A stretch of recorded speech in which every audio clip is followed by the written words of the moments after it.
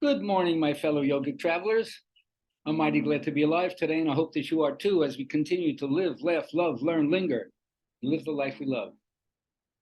And even though for my Jewish friends, they say L'chaim, adding another L for my Irish friends on St. Patrick's Day, Shlancha, and I have a round on me. Anyway, today is Friday, and Friday is my PowerPoint presentation. And today's PowerPoint title is called Good Judgment Comes from Bad Judgment. So that's what we say. Good judgment comes from experience, and experience comes from bad judgment. So hopefully all these slides might shed some light on how to make better choices, or how choices we made in the past that didn't serve us are not to be chosen again. And that's how we make good judgment. So let's start off today. First thing I like to contemplate is the idea of the sacred canopy has collapsed.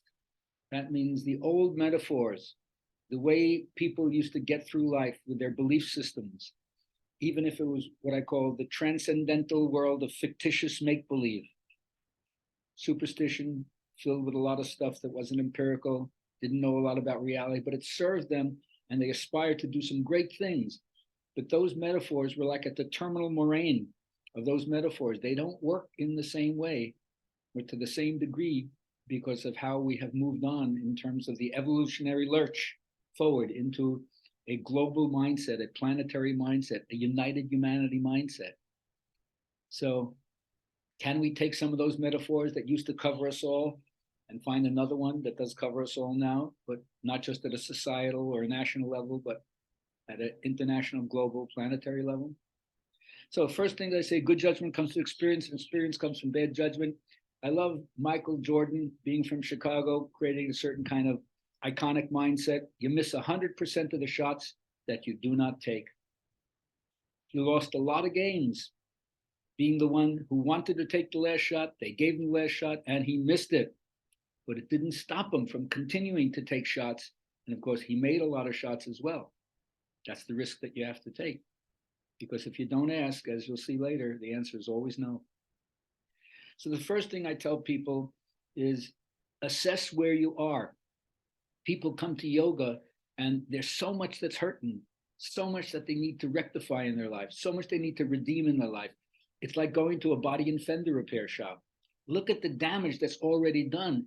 If we want to get the car back on the road in ship shape, right, tip-top shape, a lot of work needs to be done in terms of a before and after. But that's really just the beginning, because yoga is more than just overcoming the wounds, smoothing out the rough spots. That's just to get you receptive enough to really do the celebrating and go into the in-depth questions, the great questions of life, which when you're so self-centered on your own hurt, and hopefully you didn't go into what I call the pity party, which is just a waste of time, then if you're going to reclaim those things and find the hidden treasures that's within you, and again, I always refer this back to yoga, we call it kaya sampat, the treasure that's in the body. Well, you have to work it. It's lying there. It's waiting to be brought to the surface. So its benefits can really be conferred upon you. But this is not a no pain, no gain system, but it's a do nothing, get nothing system. So do something. First thing we suggest to make better choices, find your Ishtadeva. What is the deity of your heart? What is the place that really speaks to you? The qualities that are represented in the various iconographies, pictures, mandalas and stuff that are psychologically operative within you. That already is giving you a clue. What turns you on? What's the stuff that enlivens you, brings you up, makes you feel appreciation, gratitude? Those are kind of clues that you're getting close. Find that for yourself, because you can't worship somebody else's deity. How does it speak directly to you? And then you do what we call internalizing the guru. You find the voice, like the hypnotist. My voice will go through you. Those words have power. They stick with you. You can't forget them. So thrillingly does it grip you that you want to emulate that, embody that, right? I want to be like Mike, right? The guru's words are speaking to you because the guru is consciousness.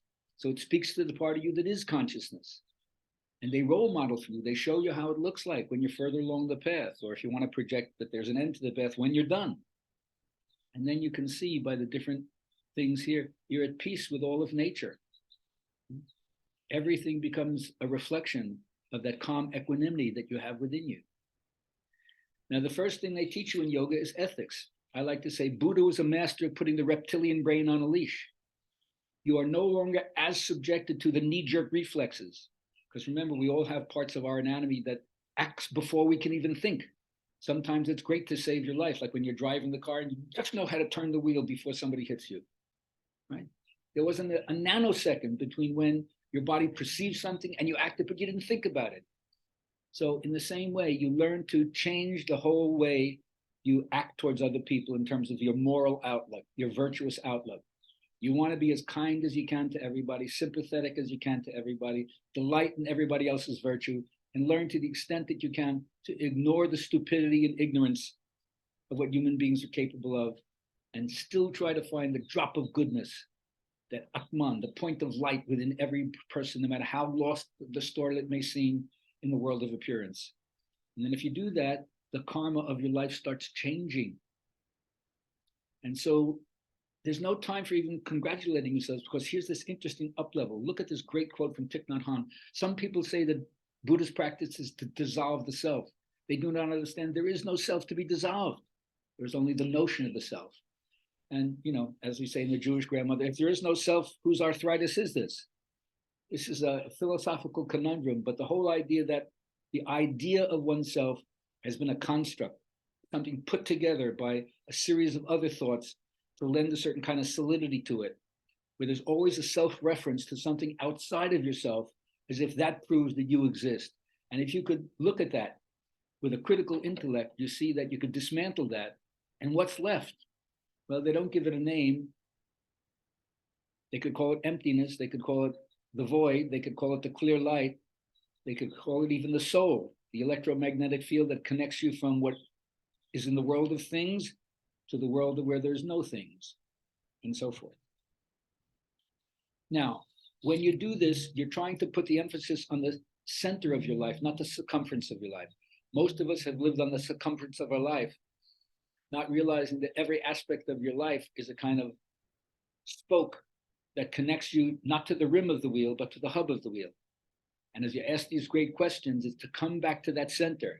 And whether that center is described as the fullness of everything, or the center is described as the emptiness of everything, because ultimately it's mysterious.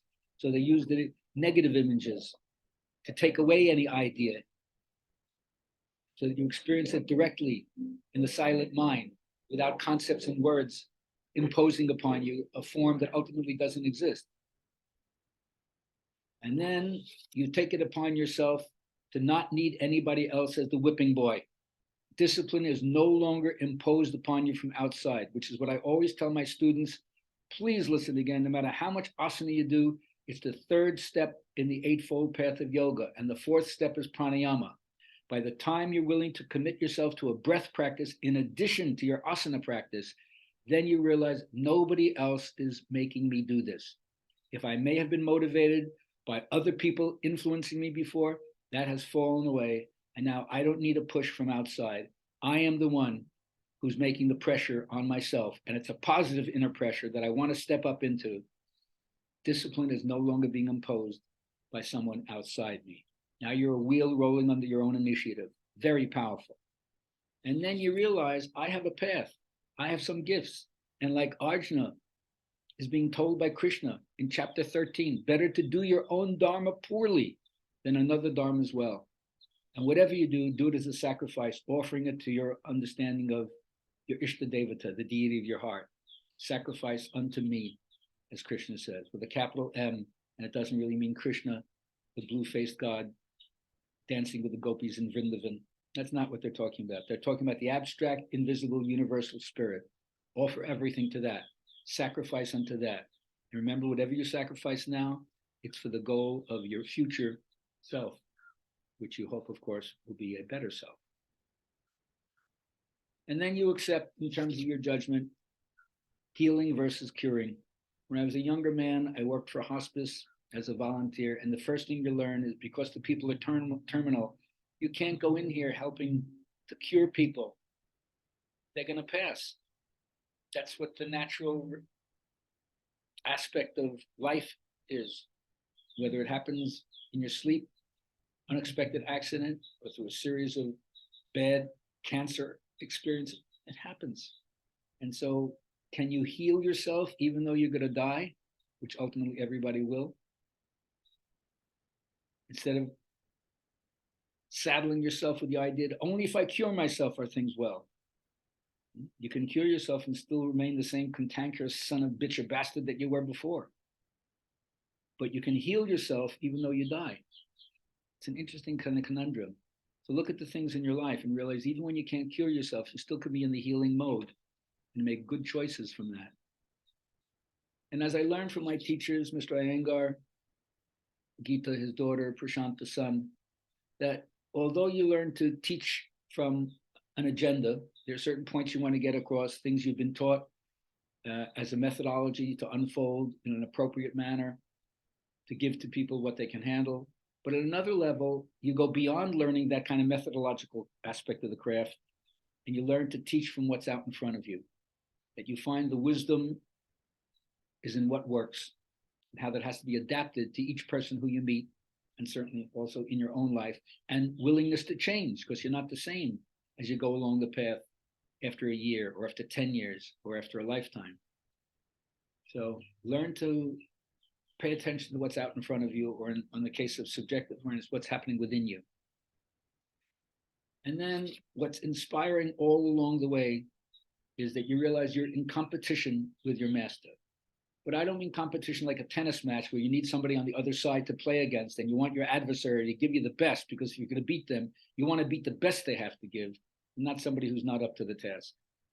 So the mentor creates a field of visibility for you. They show you how it is, and they recognize in you equal fervor. So when you're petitioning the same deity, right, you're facing in the same direction, and you're asking for the same things from the deity, from the muse, from the inspiration of that system. That's why we say that you're in competition with your master, but it's not the same competition trying to win over an adversary. It's petitioning the same deity. And then I always like to bring it back to the story of the rabbi who asked, how do I know who are the people who are really most important in the community? And in this particular story, it's not only one way of answering this. Elijah comes, puts the mantle on Elisha to take over. He was just plowing the earth. Nice metaphor, right? But in this case, Elijah takes the rabbi to the town square and points out two guys who are comedians. He says, why do they have a portion in the world to come? Because they lighten everybody's load. And when they notice that anybody's sad, they try to make them up. They try to bring them up with laughter to lighten their load. How important that is in the ultimate picture of compassionate caring for other people. And there are many ways to do that. But one way is if you can lighten the load with some humor, that's really helpful. And then if you want to maintain, if it's possible, unbroken equanimity, then remember the four abodes of Brahma, sometimes called Chitta Prasadnam in the Yoga Sutras, by cultivating attitudes of friendliness towards the happy, compassion toward the unhappy, delight in the virtuous, and disregard for the wicked. The mind stuff retains its undisputed, undisturbed calmness. Hope you find your way.